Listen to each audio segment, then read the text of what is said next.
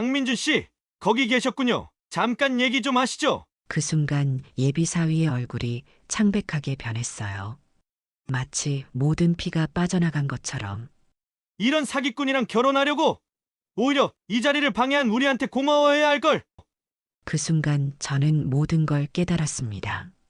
제가 그토록 두려워했던 의심이 현실이 된 순간이었죠. 우리 딸은 이런 가정에 보낼 수 없습니다. 이 자리에서 파혼을 선언합니다. 오늘도 사연 소개집을 방문해 주셔서 진심으로 감사드립니다. 재미있게 감상하시고 구독과 좋아요 부탁드립니다. 저는 이미경입니다. 올해 62이 되었습니다. 남편 서진호와 함께 작은 부동산 중개업을 하며 평범하게 살아왔어요. 결혼 후 10년 동안 아이가 생기지 않아 많이 힘들었지만 40이 넘어 기적처럼 딸 연하를 얻었습니다. 늦둥이 딸이라 더욱 소중했죠. 10달 내내 제 몸이 아닌 것처럼 조심했습니다. 그렇게 저희 연하가 태어났어요. 연하는 우리가 정말 어렵게 얻은 아이니까 무슨 일이 있어도 행복하게 자라야 해. 남편과 저는 매일 그렇게 다짐했습니다. 남편 진호는 온화하고 듬직한 사람이었지만 딸을 얻고 나서는 더 부드러워졌습니다. 퇴근 후에는 항상 연하를 안고 집안을 걸어 다녔어요. 우리 딸, 우리 보물 그렇게 딸을 사랑으로 채웠습니다. 딸은 어느새 어른이 되어 대기업 마케팅 팀장으로 일하는 멋진 여성이 되었죠. 연하는 취직 후 단 한 번도 큰 돈을 함부로 쓰지 않았어요. 어머니, 제 월급 통장은 어머니한테 드릴게요. 필요한 것 있으면 제 통장에서 편하게 쓰세요. 저는 조금만 있으면 돼요. 취직하고 얼마 안 돼요. 연하가 저에게 했던 말입니다. 저는 그 통장에서 필요한 생활비만 빼고 나머지는 모두 저축했죠. 나중에 연하가 결혼할 때를 대비한 돈이었습니다. 덕분에 연하는 또래보다 일찍 서울 시내의 작은 아파트도 마련했고 노후 자금도 꾸준히 모았어요. 그렇게 제 딸은 결혼할 준비를 착실하게 해놓고 있었지만 연애를 잘하진 못했습니다. 몇 번 소개팅을 했지만 모두 첫 만남 이후로 이어지지 않았죠. 연하는 늘 아직 때가 아닌가 봐요라고 말했지만 저는 마음이 조급했습니다. 유일한 딸이 결혼해서 행복한 가정을 이루는 모습을 보고 싶었으니까요. 그러던 어느 날 연하가 퇴근 후 평소보다 들뜬 표정으로 집에 들어왔습니다. 어머니, 좋은 소식이 있어요. 제가 정말 마음에 드는 사람을 만났어요. 처음으로 연하의 얼굴에서 설렘이 보였어요. 유명 투자회사에서 일하는 강민준이라는 이름의 남자였습니다. 정말? 어떤 사람인데? 저도 덩달아 설렜습니다. 드디어 우리 딸이 누군가를 진심으로 좋아하게 된 것 같았으니까요. 정말 멋있고 능력 있고 대기업 투자팀에서 일해요. 곧 소개시켜 드릴게요. 그렇게 한 달 후 연하는 강민준을 우리 집에 데려왔습니다. 저녁을 함께 먹기로 한 날 저는 아침부터 준비했어요. 연하가 좋아하는 그리고 예비 사위가 될지도 모르는 사람이 좋아할 만한 음식들로 상을 가득 채웠습니다. 처음 마주한 강민주는 세련된 차림새에 밝은 미소를 지닌 젊은 남자였어요. 연하보다 2살 많다고 했지만 말투나 행동이 상당히 노련했습니다. 안녕하세요, 어머님. 연하에게 정말 많은 얘기 들었어요. 처음 뵙게 되어 영광입니다. 민주는 공손하게 인사했고 정성스럽게 포장된 선물까지 건넸어요. 제가 좋아할 만한 고급 화장품 세트였습니다. 남편도 처음 보는 딸의 남자친구에게 호의적이었죠. 우리 딸보다 훨씬 좋은 사람이구먼. 저녁 식사 중에는 민준의 직장 이야기, 가족 이야기, 그리고 연하와 어떻게 만났는지에 대한 이야기가 오갔습니다. 민주는 서울의 유명 대학교 경영학과를 졸업하고 현재는 대기업 투자팀에서 일한다고 했습니다. 대화는 부드럽게 흘러갔지만 저는 설명할 수 없는 위화감을 느꼈어요. 웃는 얼굴 뒤에 무언가 숨겨진 느낌. 말투에서 느껴지는 미묘한 불일치. 눈빛에서 느껴지는 어떤 계산적인 기운. 그 모든 것을 구체적으로 설명할 수는 없었지만 어머니의 본능이었을까요? 뭔가 마음에 걸렸습니다. 하지만 딸과 남편은 전혀 그런 느낌을 받지 못한 듯 했어요. 연아도 확실히 달라졌습니다. 항상 검소하고 계획적이던 아이가 민준을 위해 선물을 사고 고급 레스토랑에 데이트를 나갔어요. 처음에는 그저 연애를 시작해서 그런가 보다 했지만 시간이 지날수록 연하의 소비 패턴이 급격히 바뀌는 것이 느껴졌습니다. 그렇게 석 달 정도가 지났을 때 연하가 저녁 식사 자리에서 갑자기 결혼 이야기를 꺼냈어요. 어머니, 아버지, 저 민준 씨와 결혼하고 싶어요. 남편은 바로 환호했습니다. 오, 그래. 정말 잘된 일이구만. 저는 조금 놀랐어요. 만난 지 석 달 만에 결혼 이야기라니. 평소 신중하던 연하가 너무 서두르는 것 같았습니다. 하지만 딸의 기쁜 표정에 제 생각을 말하기가 망설여졌어요. 어머니는 어떻게 생각하세요? 연하의 물음에 저는 잠시 망설였습니다.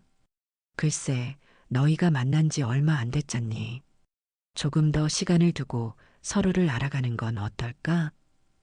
그 말에 연하의 표정이 약간 굳었어요. 저희는 충분히 서로를 알아갔어요. 어머니도 민준 씨를 더 알게 되면 저처럼 좋아하실 거예요. 남편은 딸의 편을 들었습니다. 당신도 참 애들이 서로 좋다는데 뭘 더 알아봐? 나이도 적지 않은데 빨리 결혼하는 게 좋지. 그날 밤 침대에 누워 생각했어요. 너무 빠른 결혼 이야기. 그리고 계속해서 느껴지는 민준에 대한 미묘한 불신. 하지만 제 딸이 행복해하는 모습에 제 의심은 점점 뒤로 물러났습니다. 그렇게 저는 그 미묘한 위화감을 마음 깊숙이 감추었어요. 늦둥이 외딸이 마침내 인생의 반려자를 찾았다는 기쁨이 그 어떤 의심보다 컸으니까요. 그렇게 결혼 준비가 시작되었고 우리 가족은 모두 들떠 있었습니다. 그때는 몰랐어요. 제 직감이 얼마나 정확했는지, 그리고 그 의심을 무시한 대가가 얼마나 클지, 그리고 그 모든 것이 얼마나 빨리 드러나게 될지 말이죠. 어느 날이었습니다. 그날도 민준이 우리 집에 와서 저녁을 함께 먹기로 했어요. 민준은 항상 그랬듯이 단정한 차림으로 도착했습니다. 음식을 준비하는 내내 곁에서 도와주겠다며 부엌에 함께 있었어요. 그렇게 둘이 있는 시간 자연스럽게 대화가 이어졌습니다. 대학에서 경영학을 전공했다고 했었지? 네, 어머님. 경영학과를 나왔어요. 서울대였던가? 참 대단하구나. 민주는 잠시 손을 멈추더니 미소를 지었어요. 아, 연세대였어요, 어머님. 순간 제 귀가 의심스러웠습니다. 분명 처음 만났을 때 서울대라고 했던 것 같은데. 하지만 확신이 없었어요. 나이가 들어 기억력이 떨어진 걸까? 아니면 정말 내가 잘못 들은 걸까? 그래, 내가 서울대라고 들었던 것 같은데. 민주는 잠시 당황했지만 자연스럽게 웃으며 대답했어요. 아니에요, 어머님. 연세대였어요. 혹시 연하가 서울대라고 잘못 전했나 보네요. 그 말에 그냥 넘어갔지만 마음 한 구석이 불편했습니다. 그래도 굳이 그 자리에서 더 캐묻고 싶지는 않았어요. 저녁 식사 시간 남편과 연하까지 모두 모인 자리에서 대화가 꽃피었습니다. 학창 시절 이야기가 나오자 연하가 민준에게 물었어요. 민준 씨는 대학 때 동아리 활동도 많이 했어? 민준은 웃으며 대답했습니다. 그럼요. 연세대 경영학과가 동아리 활동도 활발했거든요. 저는 투자 동아리에서 활동했어요. 그 말을 듣자마자 저는 연아에게 시선을 돌렸어요. 식사 후 연아가 설거지를 도와주는 동안 저는 조심스레 물었습니다. 연아야, 민준 씨가 서울대 나왔다고 했었는데 오늘은 연세대라고 하네. 연아는 물을 틀며 대답했어요. 엄마가 잘못 들으신 거예요. 민준 씨는 처음부터 연세대라고 했어요. 그래, 내가 확실히 서울대라고 들었던 것 같은데. 어머니, 요즘 좀 피곤하신가 봐요. 민준 씨는 분명히 연세대 경영학과 출신이라고 했어요. 제가 소개할 때도 그렇게 말했고요. 연아의 말투에는 약간의 짜증이 묻어 있었어요. 저는 더 이상 말을 꺼내지 않았습니다. 하지만 그날 밤 혼자 누워 생각했어요. 사소한 일이었지만 이 작은 불일치가 제 마음에 의심의 씨앗을 심었습니다. 그리고 그 씨앗은 점점 자라나 더 큰 의심으로 이어지게 되었어요. 우리 딸은 참 소박하고 검소했습니다. 같은 직장 동료들이 명품을 사고 해외여행을 다녀와도 연아는 필요한 것만 구입하고 큰 지출을 하지 않았어요. 그런데 민준을 만나고 달라졌습니다. 평소처럼 통장 정리를 하던 중 이상한 점을 발견했어요. 5천만 원이라는 큰 금액이 그것도 한 번에 인출된 기록이 있었습니다. 처음에는 실수로 잘못 본 줄 알았어요. 안경을 고쳐 쓰고 다시 살펴봤지만 분명히 5천만 원이 인출되어 있었습니다. 가슴이 철렁 내려앉았어요. 연아가 그런 큰 돈을 쓸 일이 무엇이 있을까? 혹시 사고라도 당한 걸까? 온종일 걱정이 되어 저녁에 연아가 퇴근하기만을 기다렸습니다. 연아가 집에 돌아오자 저는 조심스럽게 물었습니다. 연아야, 오늘 통장을 보니 큰 돈이 빠져나갔더구나. 무슨 일이니? 연아의 표정이 순간 굳었어요. 그러더니 이내 자연스러운 표정으로 돌아와 대답했습니다. 아, 네. 민준 씨가 추천한 투자예요. 제가 빌려줬어요. 그렇게 큰 돈을? 무슨 투자인데? 민준 씨가 아는 특별한 주식이래요. 수익률이 정말 좋대요. 연아의 목소리가 점점 작아졌습니다. 저는 순간 당황스러웠어요. 그랬구나. 많이 위험하진 않니? 괜찮아요, 어머니. 민준 씨가 나중에 갚겠다고 했어요. 꼭 필요한 돈이었으니까요. 연아의 말투는 확신에 차 있었지만 어딘가 불안한 기색이 느껴졌어요. 하지만 더 이상 묻지 않았습니다. 그리고 몇 주 후 다시 통장을 확인하다가 또 한 번 놀랐어요. 이번에는 3천만 원이 인출되어 있었습니다. 이제는 그냥 넘길 수 없었어요. 저녁 식사 자리에서 연아와 남편이 있는 자리에서 말을 꺼냈습니다. 연아야, 통장에서 또 큰 돈이 빠져나갔더구나. 이번에는 무슨 일이니? 남편도 놀란 표정으로 연아를 바라봤어요. 연아는 밥 숟가락을 내려놓고 한숨을 쉬었습니다. 민준 씨 사업 파트너 운영자금이에요. 운영자금? 갑자기 그런 돈이 필요했던 거니? 좋은 기회가 생겼나 봐요. 민준 씨가 평소 사업에 신경을 많이 써서. 그때 연아의 표정이 갑자기 굳어졌어요. 엄마, 왜 자꾸 캐물으세요? 제 돈인데요. 연아가 이렇게 짜증내는 것은 처음이었습니다. 저도 남편도 당황해서 말을 잇지 못했어요. 식사 시간은 어색하게 끝났고 연아는 서둘러 자기 방으로 들어갔습니다. 다음 날 아침 연아는 출근 준비를 하다가 갑자기 저에게 말했어요. 어머니, 이제 제가 제 통장 관리하고 매달 생활비 드릴게요. 너무나 갑작스러운 말에 저는 할 말을 잃었습니다. 그래, 내 돈이니 내가 관리하는 게 맞지. 담담하게 대답했지만 마음은 복잡했어요. 최근에 민준에게 2번이나 큰 돈을 보낸 후 이런 결정을 한다는 게 신경이 쓰였습니다. 연아가 출근한 후 남편과 이야기를 나눴습니다. 여보, 연아가 왜 갑자기 통장을 가져갔을까요? 민준 때문인 것 같은데. 남편은 대수롭지 않게 대답했어요. 아이가 이제 다 컸으니 자기 돈은 자기가 관리하고 싶은 거지. 너무 걱정하지 마. 하지만 저는 쉽게 마음이 놓이지 않았습니다. 8천만 원이라는 큰 돈이 한 달 사이에 인출되었고 그 돈이 모두 민준에게 간 것이었으니까요. 그날부터 민준에 대한 의심이 더욱 커졌어요. 하지만 증거도 없이 의심만 할 수는 없었습니다. 그저 시간이 지나면 모든 것이 밝혀지기를 바랄 뿐이었어요. 연아와 민준의 관계가 진지해지면서 우리 집에서 가족 식사 자리가 자주 마련되었습니다. 그런데 식사 자리에서 저만 느끼는 민준의 이상한 행동이 있었어요. 어느 날 저녁 식사 중 민준의 휴대폰이 울렸습니다. 민준은 휴대폰 화면을 보자마자 표정이 굳었어요. 잠시만요. 꼭 받아야 하는 전화라서요. 그렇게 말하고 밖으로 나갔습니다. 통화 시간이 10분 정도 지났을까 민준이 돌아왔어요.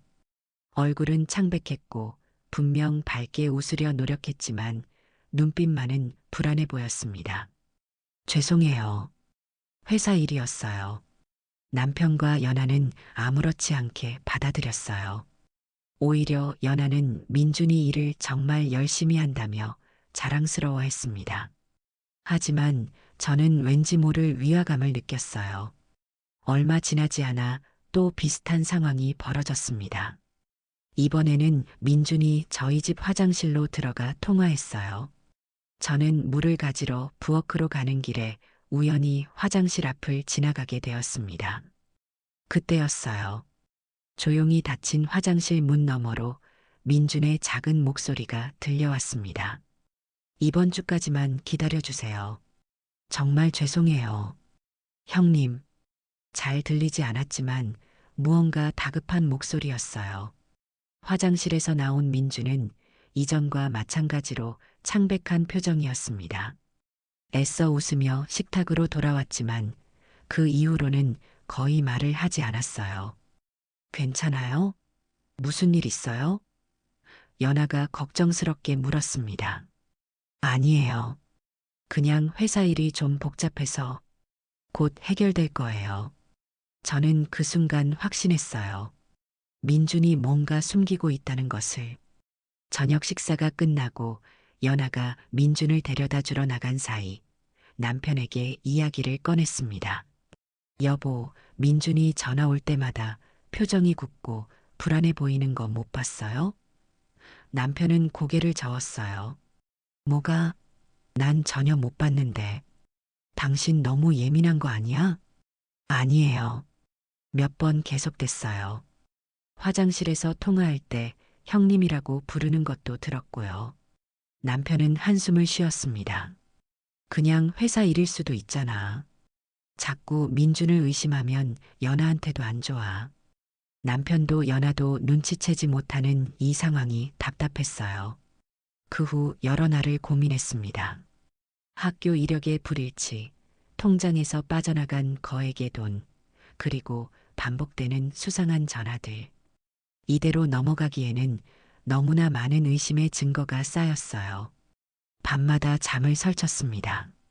딸의 행복을 방해하는 엄마가 될까 두려웠지만 그보다 더 큰 실수를 하게 두는 것이 더 무서웠어요.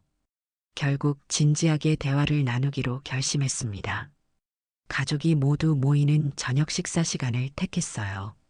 저는 숨을 깊게 들이마시고 조심스럽게 입을 열었습니다. 연아야, 여보. 오해하지 말고 들어.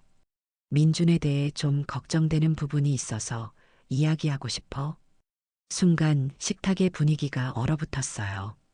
연아와 남편의 눈빛이 바뀌는 것을 느꼈지만 이미 시작한 이야기를 멈출 수는 없었습니다. 학교 이야기도 처음엔 서울대라더니 나중엔 연세대라고 했고 갑자기 큰 돈을 여러 번 필요로 하는 것도 이상하고 말을 이어가는 동안 연아의 표정이 점점 굳어갔어요. 남편도 불편한 기색이 역력했지만 제가 오랫동안 쌓아온 걱정을 모두 꺼내야 했습니다. 무엇보다 식사할 때마다 전화가 오면 표정이 굳고 자리를 피해 통화하는 모습이 걱정돼. 혹시 어려운 상황에 처한 건 아닐까? 잠시 침묵이 흘렀습니다. 숨을 고르고 마지막 말을 덧붙였어요. 결혼은 인생의 중요한 결정이니 조금 더 신중하게 생각해 보는 건 어떨까? 기대했던 것보다 연하의 반응은 격렬했습니다. 테이블을 손으로 가볍게 내리치며 말했어요. 엄마, 도대체 왜 그러세요? 민준 씨가 뭘 잘못했다고 자꾸 의심하세요? 제가 무엇인가 대답하기도 전에 남편까지 가세했습니다. 당신 요즘 이상해. 연하가 결혼하길 바랄 땐 언제고 막상 딸에게 남자가 생기니까 질투하는 거 아니야? 남편의 말에 가슴이 찔렸습니다. 질투라니, 제가 염려하는 마음이 그렇게 비춰졌던 걸까요? 어머니, 민준 씨는 정말 좋은 사람이에요. 엄마가 자꾸 그러시니까 민준 씨도 위축될 거예요. 연하의 목소리가 점점 높아졌어요. 평소 차분하던 딸이 이렇게 화를 내는 모습은 처음이었습니다. 제가 결혼 안 하면 좋겠어요? 저 이제 32이에요. 이제 겨우 좋은 사람 만났는데 이렇게 방해하시면 어떡해요? 방해라는 말에 마음이 아팠습니다. 저는 그저 딸을 보호하고 싶었을 뿐인데 말이죠. 하지만 연하는 제가 민준을 적대시한다고 생각했고 남편은 제가 딸의 남자를 질투한다고 생각했어요. 1시간 가까이 평행선을 달리는 대화 끝에 저는 지쳐버렸습니다. 아무리 말해도 그들은 제 걱정을 이해하지 못했어요. 결국 저는 물러서기로 했습니다. 미안하다. 엄마는 연하가 행복했으면 해서 그런 거야. 그 말과 함께 자리에서 일어났어요. 눈물이 나오려는 것을 참으며 주방으로 향했습니다. 어머니, 연하가 불렀지만 돌아보지 않았어요. 설거지를 하며 조용히 눈물을 흘렸습니다. 저는 단지 사랑하는 딸을 보호하고 싶었을 뿐인데 오히려 방해자가 되어버렸어요. 그날 밤 침대에 누워 생각했습니다. 이제 어떻게 해야 할지 막막했어요. 더 이상 제 걱정을 말할 수 없다면 그저 지켜볼 수밖에 없는 걸까요? 하지만 마음속 불안감은 더 커졌습니다. 예감이 좋지 않았어요. 무언가 큰일이 일어날 것 같은 두려움이 저를 덮쳤습니다. 그 후로 저는 민준에 대한 의심을 더 이상 입 밖에 내지 않았어요. 평소에는 연하에게 이것저것 물어보고 조언도 해주곤 했는데 이제는 대화할 때마다 말을 고르고 또 골랐습니다. 혹시라도 민준 이야기가 나올까봐 두려웠기 때문이죠. 남편과도 깊은 대화를 나누지 않게 되었어요. 예전에는 잠자리에 들기 전 오늘 있었던 일들을 이야기하며 속마음을 나누곤 했습니다. 그런데 이제는 대화가 짧아졌고 여러 날 동안 서로 몇 마디 말도 나누지 않은 채 잠이 들기도 했어요. 내가 오해하는 건가? 밤마다 이런 생각이 들었습니다. 민준의 학교는 정말 제가 잘못 들었을 수도 있고 통장에서 돈이 빠져나간 것도 정말 급한 사정이 있었을 수 있어요. 전화도 단순히 회사 일 때문일 수도 있고요. 그렇게 한 달 정도가 지났을 때 연하가 갑작스러운 소식을 가지고 왔습니다. 어머니, 민준 씨랑 결혼 날짜를 앞당기기로 했어요. 저녁 식사를 준비하다 말고 고개를 들었어요. 앞당긴다고? 원래 내년 봄에 하기로 한 거 아니었니? 네, 그랬는데 민준 씨가 더 빠르면 좋겠다고 해서요. 다음 달 15일로 예약했어요. 다행히 예식장이 비어 있는 곳이 있더라고요. 저희 운명인가 봐요. 그 말에 숟가락을 놓을 뻔했습니다. 갑자기 결혼식을 앞당긴다니. 그것도 다음 달로. 불안한 감정이 머릿속을 가득 채웠지만 연하에게 더 묻지 않았어요.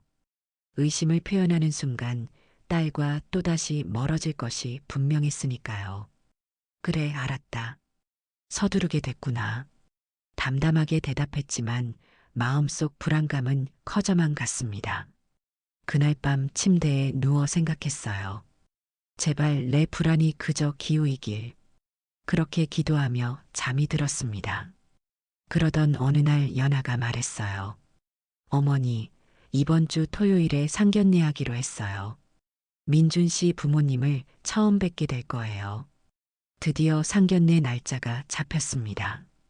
마음 한편으로는 민준의 부모님을 만나면 뭔가 단서를 얻을 수 있지 않을까 하는 기대가 있었어요. 다른 한편으로는 이제 곧 모든 것이 확정될 것이라는 두려움도 있었습니다. 드디어 상견례 날이 되었습니다. 아침부터 마음이 무거웠지만 최대한 평온한 표정을 지으려 노력했어요. 남편은 오랜만에 정장을 꺼내 입었고 저는 며칠 전 준비해둔 한복을 입었습니다. 평소보다 화장도 조금 더 신경 썼어요. 어머니, 너무 긴장하지 마세요. 다 잘 될 거예요. 연아가 저에게 말했습니다. 딸은 오히려 제가 걱정되는 눈치였어요. 저도 웃으며 대답했습니다. 그래, 엄마는 괜찮아. 너희 둘이 잘 되는 게 중요하지. 예약된 시간보다 30분 일찍 도착했습니다. 강남의 고급 이탈리안 레스토랑이었어요. 프라이빗 룸으로 예약했다고 했는데 직원이 안내하는 대로 따라갔습니다. 테이블은 8인석으로 꽃병에는 신선한 장미가 놓여 있었어요. 여보, 너무 비싼 곳 아닌가? 좀 부담스럽네. 남편에게 작은 목소리로 말했습니다. 괜찮아. 오늘 같은 중요한 날인데. 그때 연아의 전화가 왔어요. 어머니, 저희 도착했어요. 민준 씨 부모님도 함께요. 저와 남편은 자리에서 일어나 현관 쪽으로 걸어갔습니다. 잠시 후 연아와 민준, 그리고 그의 부모님이 들어왔어요. 처음 보는 민준의 부모님은 예상과 비슷했습니다. 아버지는 단정한 정장 차림의 회사원 느낌이었고 어머니는 품위 있는 옷차림의 전업주부처럼 보였어요. 모두 다 예의 바르게 인사를 나눈 후 테이블에 앉았습니다. 초반에는 어색한 침묵이 흘렀어요. 누구도 먼저 말을 꺼내기 어려웠던 것 같습니다. 결국 남편이 먼저 입을 열었어요. 강 사장님은 어떤 일을 하고 계신지요? 아, 저는 사장은 아니고요. 강남에 있는 기업에서 회계팀장으로 일하고 있습니다. 민준의 아버지가 겸손하게 대답했어요. 회계팀장이라. 민준이 서울 강남에서 자란 것은 사실인 것 같았습니다. 그렇군요. 중요한 자리시네요. 저는 작년에 은퇴했습니다. 부동산 중개업을 했죠. 남편이 대화를 이어갔습니다. 두 남자는 공통점을 찾은 듯 회사 이야기로 대화가 조금씩 풀렸어요. 음식이 나오기 시작했고 분위기도 조금씩 부드러워졌습니다. 민준의 어머니가 저에게 말을 걸었어요. 아드님이 정말 훌륭하시네요. 민준이가 늘 연하 이야기만 해요. 감사합니다. 민준 씨도 정말 단정하고 예의 바르죠. 제 입에서 나온 말이었지만 여전히 마음 한구석에는 의심이 남아 있었어요. 하지만 민준의 부모님을 보니 그들이 아들을 진심으로 믿고 있다는 것이 느껴졌습니다. 만약 민준이 정말 문제가 있는 사람이라면 부모님도 조금은 알고 있지 않을까요? 와인이 한 잔씩 돌고 메인 요리가 나왔을 때쯤 대화는 더욱 자연스러워졌어요. 민준의 아버지가 연아를 바라보며 진심 어린 목소리로 말했습니다. 연아 양, 우리 아들이 당신을 만난 후로 정말 행복해 보여요. 예전에는 일만 하고 집에 잘 안 들어왔는데 요즘은 자주 집에 와서 결혼 준비 이야기를 해요. 그 말을 들으니 제 마음이 조금 누그러졌어요. 민준이 부모님과도 소통하며 결혼 준비를 한다는 것은 긍정적인 신호 같았습니다. 저희 연아도 민준 씨를 만나고 많이 달라졌어요. 전에는 일만 하더니 요즘은 웃는 모습도 많아지고. 제가 대답했습니다. 비록 내심 걱정되는 부분이 있었지만 이 자리에서는 좋은 이야기만 하고 싶었어요. 식사가 거의 끝나갈 무렵 민준의 아버지가 잔에 와인을 채우며 진지한 표정으로 말했습니다. 두 사람이 앞으로 잘 살 수 있도록 우리도 도와줍시다.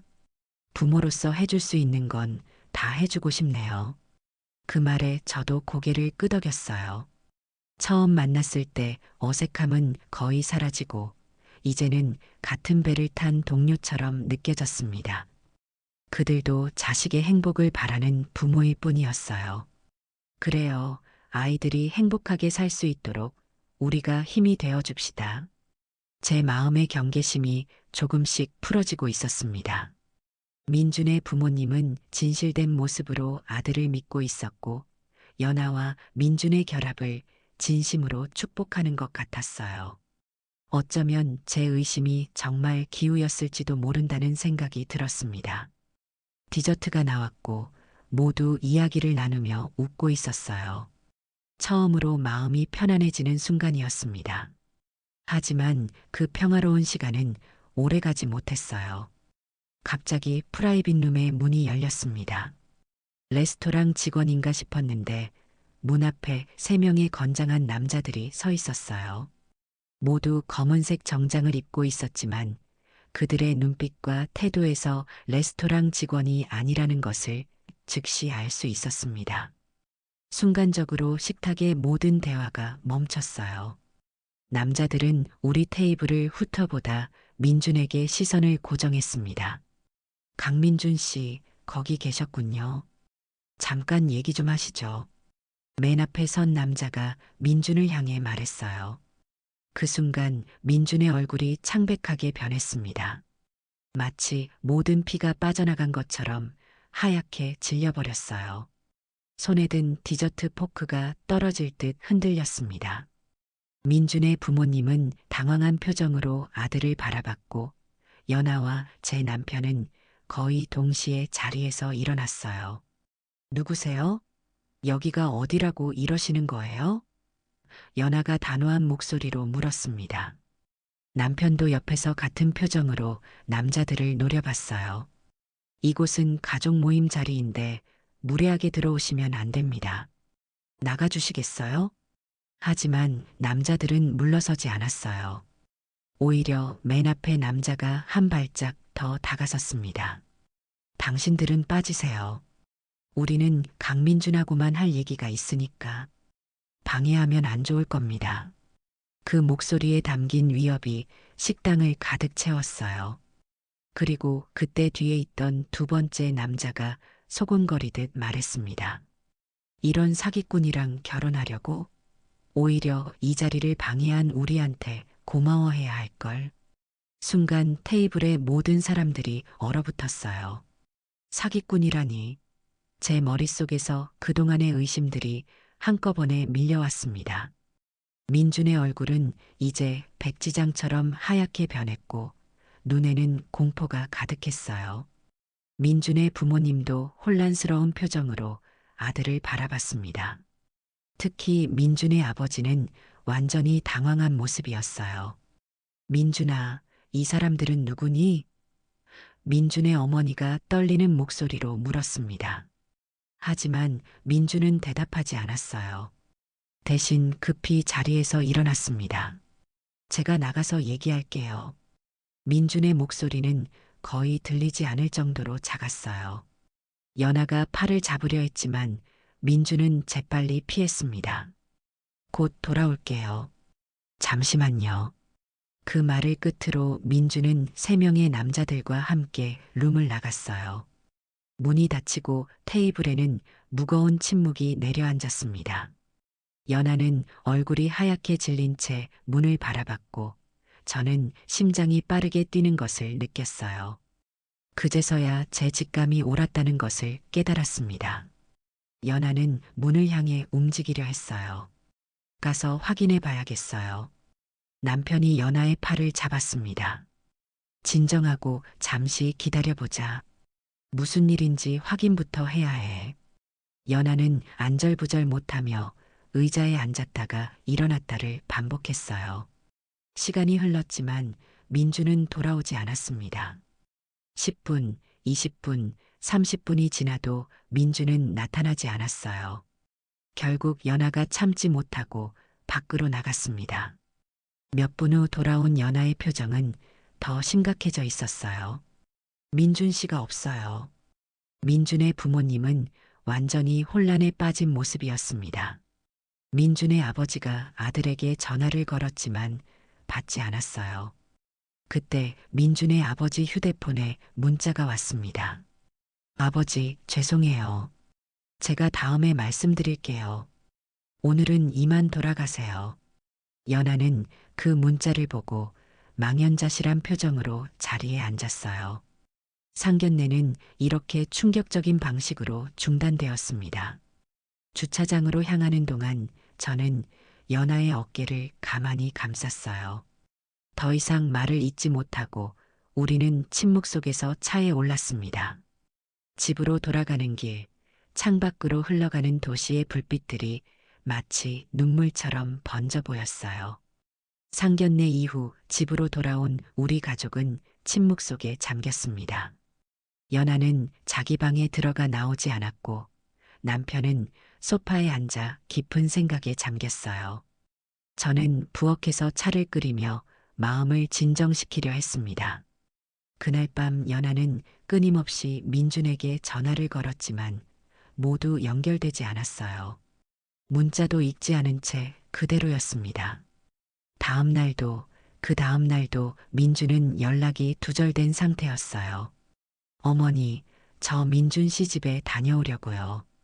그러던 어느 날 연아가 아침 일찍 말했습니다. 민준이 강남 쪽 오피스텔에 살고 있다고 했었어요. 연아의 눈에는 뭔가 확인해야 한다는 결연한 의지가 보였습니다. 조심해서 다녀와라. 연아가 나간 후 저는 계속해서 창밖만 바라봤어요. 이 모든 상황이 꿈처럼 느껴졌습니다. 제가 그토록 두려워했던 일이 현실이 되었지만 기뻐할 수 없었어요. 딸의 상처를 지켜보는 것이 너무 고통스러웠기 때문입니다. 해가 점점 뉘엿할 무렵 연아가 돌아왔습니다. 현관문을 열고 들어오는 딸의 표정에서 이미 모든 것을 알 수 있었어요. 그의 눈은 공허했고 얼굴은 지쳐 있었습니다. 어떻게 됐니? 민준 씨가 사라졌어요. 오피스텔에 가봤는데 이미 짐을 다 빼고 없었어요. 관리실에 물어보니 얼마 전에 이사 갔대요. 연아는 소파에 털썩 주저앉았습니다. 그의 어깨가 축 처져 있었어요. 민준 씨가 2개월치 월세를 밀리고 있었대요. 제가 알던 민준 씨가 아닌 것 같아요. 목소리가 떨렸습니다. 저는 아무 말도 하지 않고 그저 딸 옆에 앉아 어깨를 감쌌어요. 어떤 위로의 말도 지금은 소용없을 것 같았습니다.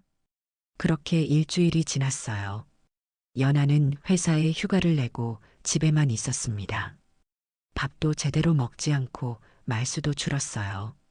저는 매일 아침 연아가 좋아하는 음식을 준비했지만 대부분 그대로 남았습니다. 그러던 어느 날 늦은 시간에 현관문 소리가 들렸어요. 연아가 들어왔고 평소와 달리 술 냄새가 났습니다. 평소 술을 거의 마시지 않던 딸이었기에 더욱 놀랐어요. 연아야, 괜찮니? 거실로 나가 물었습니다. 연아는 소파에 앉아 고개를 숙이고 있었어요. 어머니, 오늘 민준 씨를 만났어요. 놀라서 연아 옆에 앉았습니다. 정말? 어디서? 룸살롱이었어요. 룸살롱이라는 말에 가슴이 철렁 내려앉았어요. 저의 최악의 예감이 현실이 된 것 같았습니다. 어머니, 민준 씨가 모든 걸 말했어요. 연아의 눈에는 눈물이 고여 있었어요. 한참을 말을 잇지 못하다가 깊은 한숨을 내쉬었습니다. 민준 씨에게 3억 도박빚이 있었대요. 3억이라는 숫자가 귀에 울렸어요. 처음에는 친구 따라 가볍게 시작했는데 점점 빚이 커졌대요. 그러다 조폭들에게 빚을 지게 되었고 연아의 목소리가 떨렸습니다. 룸살롱에서 일하면서 빚을 갚으려 했대요. 하지만 이자가 너무 커서 원금도 못 건드렸대요. 제 마음은 무거워졌습니다. 그래서 돈 많은 여자 만나 한 번에 빚을 갚으려고 생각했대요. 그게 저였던 거죠. 연하의 눈에서 눈물이 흘러내렸어요. 민준 씨가 추천한 투자는 다 거짓말이었어요. 제 돈으로 이자를 갚고 있었던 거예요. 어머니 말이 맞았어요. 제가 왜 그때 어머니 말을 안 들었을까? 연하의 말에 가슴이 아팠습니다. 제가 옳았다는 사실이 기쁘지 않았어요. 차라리 제가 오해했더라면 딸이 이렇게 상처받지 않았을 텐데. 사실은 상견례 날 들이닥친 남자들이 조직원들이었어요.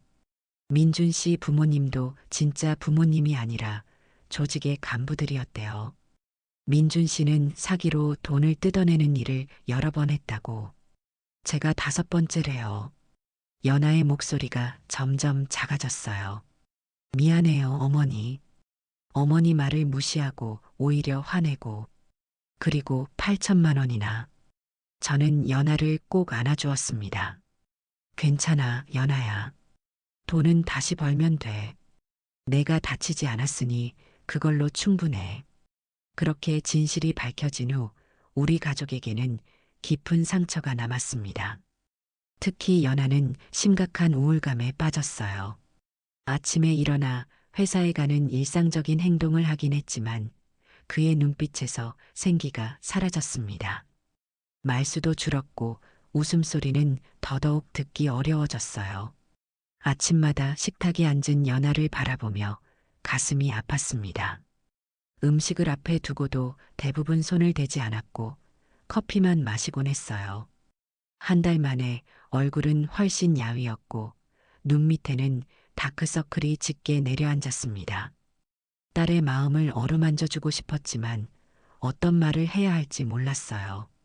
시간이 약이라고 하지만 그 시간이 너무 더디게 흘러가는 것 같았습니다. 어느 날 저녁 연하가 귀가하고 얼마 후 남편도 돌아왔어요. 오랜만에 세 식구가 함께 저녁 식사를 하게 되었습니다. 식탁에 앉아 밥을 먹는 동안 무거운 침묵만이 흘렀어요. 연하야, 회사는 어때? 남편이 조심스럽게 물었습니다. 괜찮아요, 아버지. 바쁘게 지내고 있어요. 대화는 그것으로 끝이 났습니다. 식사를 마치고 남편이 연하에게 말했어요. 오늘은 일찍 들어왔으니 우리 셋이서 오랜만에 이야기 좀 할까? 연하는 잠시 망설이다가 고개를 끄덕였습니다. 그렇게 우리는 거실 소파에 둘러앉았어요. 누구도 먼저 말을 꺼내지 못했습니다. 연하야. 제가 조심스럽게 입을 열었어요. 많이 힘들지? 엄마가 뭐라도 도울 수 있으면 좋겠는데. 연하는 고개를 숙인 채 말이 없었습니다.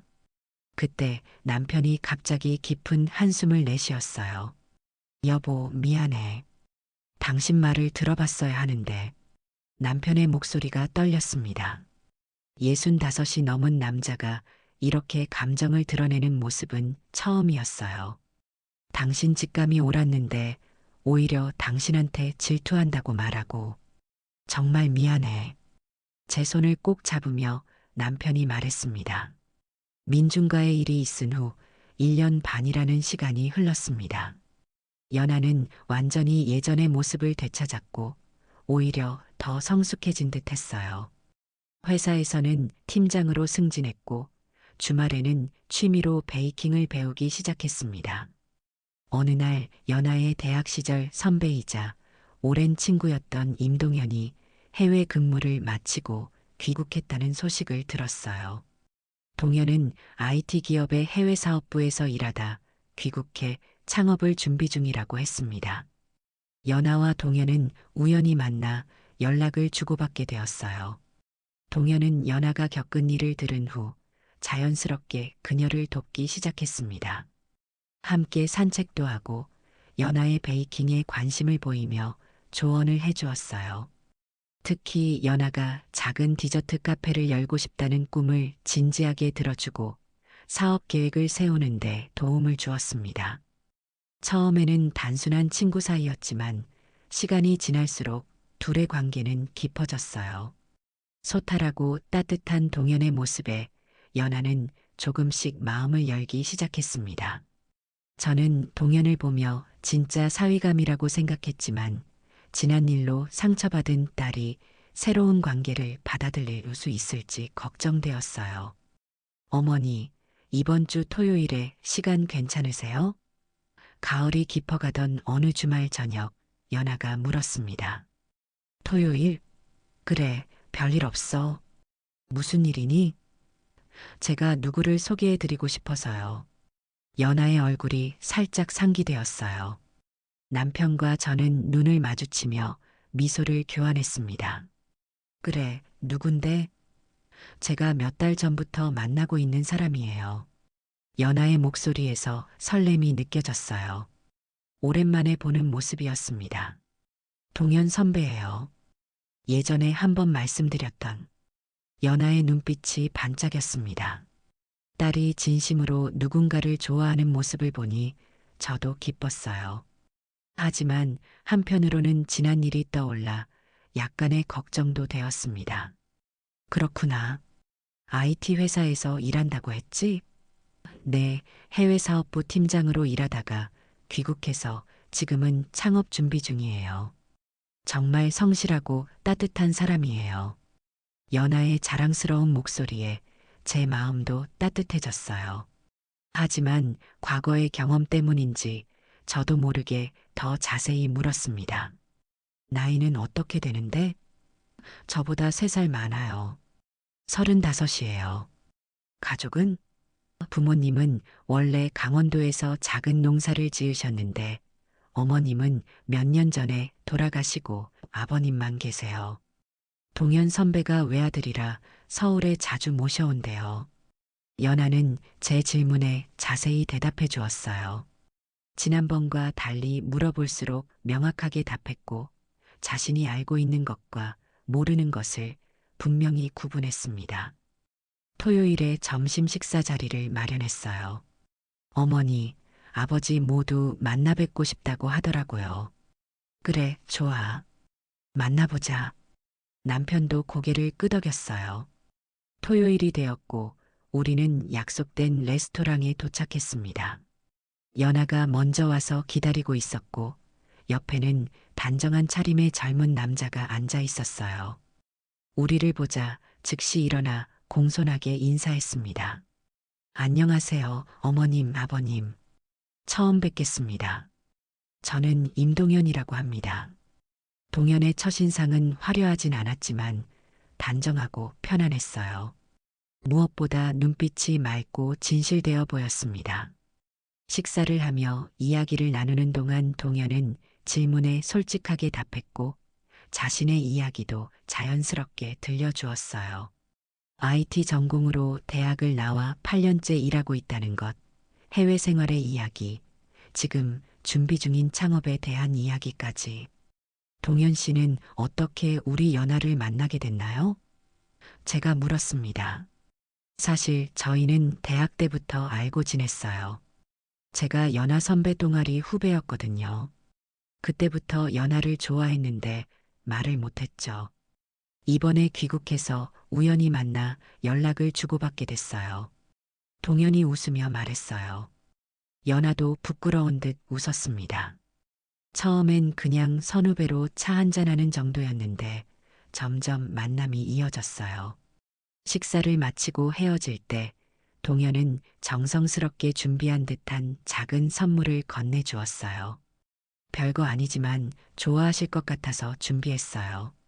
집에 돌아와 열어보니 강원도에서 직접 기른 과일로 만든 수제 과일청이었습니다. 정성이 느껴지는 선물이었어요. 그날 이후로 동현은 종종 우리 집에 놀러 왔습니다. 항상 빈손으로 오지 않고 작은 선물이나 직접 기른 채소를 가져왔어요. 저와도 금방 친해졌고 부엌에서 요리를 도와주거나 집안일을 거들기도 했습니다. 그럼에도 불구하고 저는 미묘한 불안감을 떨쳐버릴 수 없었어요. 정말 좋은 사람 같은데도 왜 자꾸 의심이 드는 걸까? 남편에게 속삭였습니다. 당연한 거야. 한번 상처받았으니까. 하지만 너무 걱정하지 마. 동현이는 정말 괜찮아 보여. 제 불안을 알아챘는지 어느 날 동현이 저를 찾아왔습니다. 어머님, 잠시 시간 괜찮으세요? 의아해하며 고개를 끄덕였어요. 동현은 조심스럽게 봉투 하나를 건넸습니다. 제 신원을 증명할 수 있는 서류들입니다. 가족관계 증명서, 회사 재직 증명서, 학위 증명서. 연아가 겪은 일을 알고 있어요. 어머님이 걱정하실 거라는 것도요. 순간 당황스러웠지만 한편으로는 깊은 감동이 밀려왔어요. 이런 거 안 해도 되는데. 아니에요, 어머님. 연아를 정말 사랑해요. 그리고 어머님의 걱정도 충분히 이해합니다. 연아가 상처받지 않게 해드리고 싶어요. 그 순간 저는 동현의 진심을 느꼈습니다. 하지만 여전히 확신이 필요했어요. 그래서 몰래 동현이 일한다는 회사를 방문해 보기로 했습니다. 회사 로비에 도착해 안내 데스크에 동현을 찾는다고 했어요. 임동현 님이요? 지금 회의 중이신데 잠시 기다리시겠어요? 그렇게 기다리는 동안 우연히 회의실에서 나오는 동현을 발견했어요. 동현은 몇몇 직원들과 진지한 대화를 나누고 있었습니다. 저를 발견한 동현의 표정이 놀라움으로 바뀌었어요. 어머님, 여기서 뭐 하세요? 너무 당황스러워 말을 더듬었습니다. 아, 나는 그냥. 동현은 빠르게 상황을 파악한 듯 했어요. 하지만 화를 내기는커녕 오히려 따뜻한 미소를 지었습니다. 걱정 마세요, 어머님. 충분히 이해해요. 연아가 겪은 일을 알고 있으니까요. 오히려 이렇게 직접 확인하러 오신 마음이 감사해요. 아이고, 정말 미안해. 내가 괜한 의심을. 아니에요. 사실 저라도 그럴 것 같아요. 저도 연아를 생각하는 마음은 어머님과 같으니까요. 동현의 말에 제 눈시울이 뜨거워졌어요. 이런 반응은 예상하지 못했습니다. 미안해, 동현아. 내가 너무. 아니에요, 어머님. 아들을 생각하는 마음이 얼마나 큰지 알 수 있어요. 저도 그런 어머니를 두고 싶었거든요. 동현은 미소 지으며 말했어요. 저도 처음이라 서툴지만 연아도 어머님도 행복하게 해드리고 싶어요. 시간이 좀 걸리더라도 저를 믿어주세요. 그 순간 저는 동현이 진심으로 우리 가족의 일원이 되고 싶어 한다는 것을 느꼈어요. 그리고 연아가 왜 그를 선택했는지도 이해할 수 있었습니다. 그렇게 마음의 안정을 얻고 회사를 나서는데 동현이 저에게 작은 메모를 건넸어요. 어머님, 이건 제 개인 연락처와 회사 일정이에요. 언제든지 궁금한 점이 있으시면 연락 주세요. 그리고 언제든지 회사에 오셔도 괜찮아요. 저는 숨길 게 없으니까요. 메모를 받으며 동현의 눈을 바라봤어요. 그 눈에서 진실함과 따뜻함을 느꼈습니다. 그날 이후로 저는 동현을 바라보는 시선이 달라졌습니다. 더 이상 의심의 눈빛이 아니라 새로운 가족으로 맞이할 준비가 되었다는 느낌이 들었어요. 그리고 동현이 보여준 이해심과 따뜻함은 제 마음속 얼음을 서서히 녹여주고 있었습니다. 연아와 동현의 관계는 점점 깊어졌고 저는 동현을 더 자주 만나게 되었어요. 처음에 어색함은 사라지고 서로에 대한 믿음이 조금씩 쌓여갔습니다. 동현은 종종 저에게 전화를 걸어 안부를 물었고 가끔은 회사 근처에서 만나 함께 차를 마시기도 했어요. 어느 날 저녁 연아와 동현이 말했습니다. 어머니, 아버지, 오늘 중요한 말씀을 드리려고 해요. 연아는 동현의 손을 잡았어요. 동현도 긴장한 듯 했지만 부드러운 미소를 짓고 있었습니다. 저희 결혼하고 싶어요. 남편과 저는 서로를 바라봤어요. 사실 이 말은 예상하고 있었습니다. 축하한다, 연아야. 남편이 먼저 축하의 말을 건넸어요. 저는 잠시 동현을 바라봤습니다. 이전과는 다른 느낌이었어요. 동현의 눈빛에서 진실함과 따뜻함이 느껴졌습니다. 축하해, 연아야, 동현아. 기쁨의 눈물이 제 눈가에 맺혔어요. 이번에는 진짜 행복이 우리 딸에게 찾아온 것 같았습니다. 그렇게 두 사람의 결혼 준비가 시작되었어요. 연아와 동현의 결혼식은 동현의 고향 강원도 농가에서 소박하게 치러졌습니다. 결혼식 전날 밤, 저는 연아에게 엄마가 너무 의심해서 미안해라고 고백했어요. 연아는 어머니의 그 의심이 저를 구했어요. 정말 감사해요라고 말했습니다. 결혼식 날 흰 드레스를 입은 연아는 정말 아름다웠어요. 화려한 장식이나 과한 화장이 아닌 자연스러운 아름다움이 빛나고 있었습니다. 동현의 아버지는 소박하지만 진심 어린 축사를 해주셨고 남편도 눈물을 참으며 딸의 앞날을 축복했어요. 저는 신부 대기실에서 연아에게 내 인생에서 가장 큰 상처가 있었기에 지금의 이 행복이 얼마나 소중한지 더 잘 알게 되었단다. 라고 말했습니다. 처음에는 동현을 의심했고 경계했지. 그건 내 상처 때문이었어. 하지만 동현이 보여준 진심과 이해심이 그 상처를 치유해 주었어. 연아의 눈에 눈물이 고였어요. 어머니, 이제 내 상처는 완전히 아물었단다. 그리고 그 자리에 새로운 행복이 찾아왔어. 바로 동현이 우리 가족이 된다는 행복. 제 눈에도 눈물이 맺혔습니다. 하지만 그것은 슬픔의 눈물이 아닌 깊은 감사와 행복의 눈물이었어요. 우리 며느리라서 정말 다행이야, 동현아. 내가 우리 연아와 평생 함께 해줘서 고마워. 말을 마치자 연아가 저를 꼭 안았어요. 그녀의 어깨가 살짝 떨리는 것이 느껴졌습니다. 어머니, 저도 정말 감사해요. 어머니 같은 분이 제 시어머니가 되어주셔서 저는 정말 행복한 사람이에요. 서로를 안고 있는 동안 모든 의심과 불안, 과거의 아픔이 완전히 사라지는 것 같았어요. 그 자리에는 오직 사랑과 믿음, 그리고 새로운 시작에 대한 기대만이 남았습니다. 자, 이제 가자. 동현이 기다리고 있을 거야. 결혼식은 아름답게 진행되었습니다. 동현이 들어오는 순간 그의 얼굴에서 긴장감과 함께 행복한 미소가 빛났어요. 연아가 입장할 때 모든 하객들이 감탄했습니다. 두 사람이 서로를 바라보는 눈빛에서 깊은 사랑이 느껴졌어요.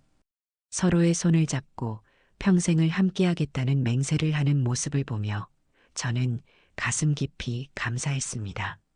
이 행복한 순간이 있기까지 얼마나 많은 시련과 아픔이 있었는지. 하지만 그 모든 것이 지금의 이 순간을 더욱 빛나게 만들었어요. 결혼 후 연아와 동현은 서울과 강원도를 오가며 연희의 디저트라는 카페를 운영하기 시작했습니다. 1년 후 연아는 임신 소식을 전했어요. 가족은 더 없는 기쁨에 빠졌습니다. 출산을 앞두고 온 가족이 긴장했지만 건강한 딸아이가 태어났어요. 아이를 안아보며 저는 인생에서 가장 행복한 순간을 맞이했습니다. 이 작은 생명이 우리 가족에게 주는 행복이란. 저는 인생에서 가장 어두운 순간이 지나면 가장 밝은 빛이 온다는 깨달음을 얻었어요. 3년 후 저와 남편은 외손녀를 돌보는 행복한 나날을 보내고 있습니다. 연아와 동현의 카페는 성공적으로 자리 잡았고 이제는 두 번째 아이를 기다리고 있어요. 놀랍게도 교도소에서 갱생 프로그램을 받고 있는 민준으로부터 사과 편지가 왔습니다. 당신의 직감이 많은 사람들을 더 큰 피해에서 구했습니다. 저는 이제 진심으로 제 삶을 바꾸려 합니다. 가족 사진을 보며 미소 짓습니다. 결국 모든 것이 제자리를 찾았구나. 이것이 진짜 행복이지. 인생은 참 예측할 수 없는 여정입니다. 때로는 깊은 상처와 실망이 찾아오지만 그 끝에는 더 큰 행복이 기다리고 있을지도 모릅니다. 몇 년 전 그 아픔이 오히려 지금의 행복을 더욱 소중하게 만들었으니까요. 예전에는 의심이 저의 약점이라고 생각했지만 지금은 그것이 저의 강점이었다는 걸 깨닫습니다. 내 직감을 믿고 딸을 지키려 했던 그 마음이 결국 딸을 구했으니까요. 그리고 그 과정에서 저 자신도 더 강해졌습니다. 동현과 연아가 함께 아이를 키우는 모습을 보면 가슴이 따뜻해집니다. 동현이 아이에게 책을 읽어주고 연아가 직접 만든 쿠키를 함께 나눠 먹는 모습에서 진정한 가족의 행복을 봅니다. 남편은 외손녀에게 나무 장난감을 만들어주며 할아버지로서의 새로운 행복을 찾았어요. 저는 이제 마음의 평화를 얻었습니다. 더 이상 미래에 대한 두려움이나 의심에 사로잡히지 않아요. 지금 이 순간 이 행복을 그저 온전히 누리고 있습니다.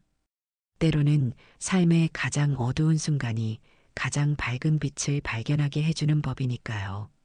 어머니, 뭐 그렇게 보세요? 연아가 물었습니다. 저는 미소 지으며 대답했어요. 그냥 얼마나 행복한지 생각하고 있었어. 연아는 제 손을 꼭 잡았습니다. 저도요, 어머니. 정말 행복해요. 어머니가 계셔서 더 행복해요.